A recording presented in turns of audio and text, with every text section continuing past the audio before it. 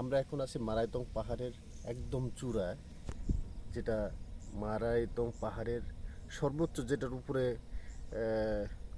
আর যাওয়ার স্পেস নাই।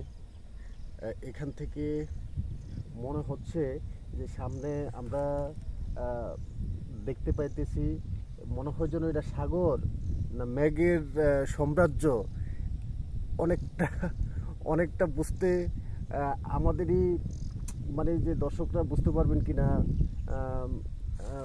জানি না কতটুকু বুঝতে পারতেছেন, কিন্তু আমরাই এখান থেকে বুঝতে অনেকটা অসুবিধায় পড়ি, যে অসুবিধায় পড়তে হইতেছে যে আসলে এটা কি কোনো সাগর না মেঘের রাজ্য। কিন্তু অসম একটা পরিবেশ, খুব অসাধারণ।